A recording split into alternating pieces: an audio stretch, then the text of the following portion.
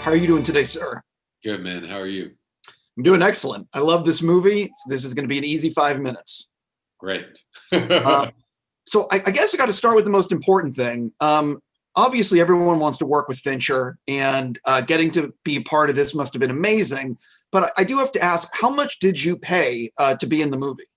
I paid in sweat and toil, Steve. I paid in sweat and toil. David did not hand me this, which is something I really loved about him. But yeah, no, I did some rigorous auditioning. Well, I was going to ask you, what is it like how did you first find out that they were considering you, or was it one of these, like, how did you first get involved?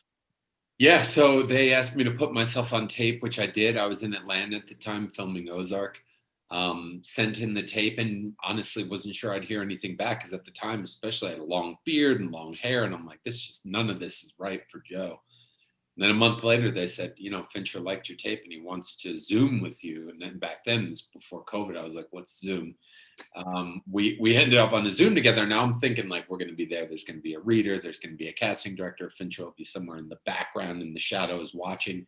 It's not the case. We get on Zoom and it's just me and him for 90 minutes, just working on these scenes, talking, going over them, getting notes, collaborating, boom, boom, boom, boom, boom. We do that. Okay, that went good. He liked it. Let's do it again. We do like another 90 minutes the next week. It was so wild, it's just me and David Fincher on a Zoom together working, which is cool in and of itself. But that's how it came about. It was a gradual process. Yeah, so I want to jump now to you get the part. It's the first day of filming. How scared are you in a level of 1 to 10 on that first day of filming? 0. Oh. I mean, maybe a 1. Yeah. No, it's a weird thing, but like, because I understand, because it's Gary Oldman and it's David Fincher, and it's like, oh, this is going to be intimidating, but it has the opposite effect on me. Like, I feel more relaxed because I feel like everyone around me is really good at what they're doing. And then you just have to show up and kind of do your job where, like, you're not worried that it's going to be bad. It's David Fincher. It's like, you're here for a reason.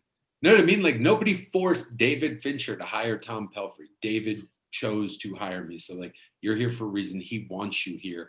And also understanding, like, when you get to work, that it's an impersonal thing. We're all there to focus on the goal. And so, like, it kind of, for me, takes the personal feelings away from it, like maybe a little bit of first day jitters, like a 1 or a 2, like you said, but like by the end of the first day, I was just loving life.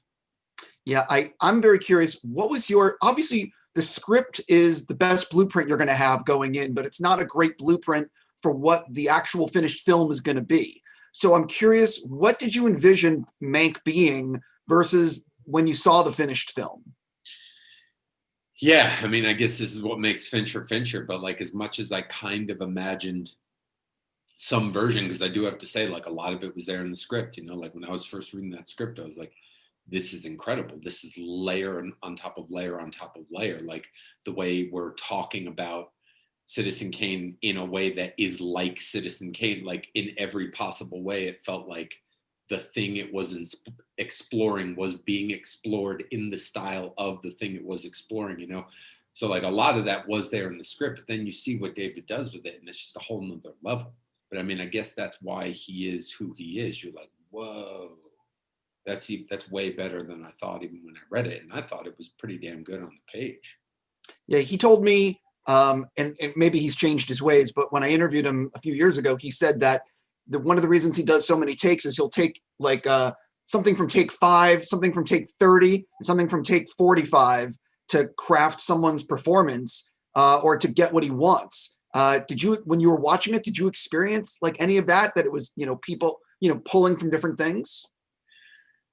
I mean, I'm sure he does. I can't speak to exactly what that edit is like for him, but I will say, like, he just has such a heightened awareness of like visual and auditory. Like, his senses are almost off the chart in that way. Like, a few points where he was saying, do this, do this, do that. And I'm like, why? What do you? And he's like, come here, well, look at that. Do you see that? And I was like, no, I don't. don't. He's like, you don't see how that doesn't line up perfectly with that? And I'm like, no, it looks perpendicular to me. He's like, it is painful living in here, you know, and you're like, whoa, this guy is literally seeing things better than I can. And so like, I think that's part of why he's so specific and why he's such a genius, because like subconsciously, any one of his movies, doesn't matter what they are, to me are beautiful. Like they're just so easy they're just perfectly composed and told stories. And I think that's part of it. I think that David just has like a heightened awareness of visual storytelling and how things sound, you know, which obviously shows up in Mank a lot. Again, love the movie. You were great. Have a fantastic time doing the rest of the speed dating. Thanks, Steven. Later.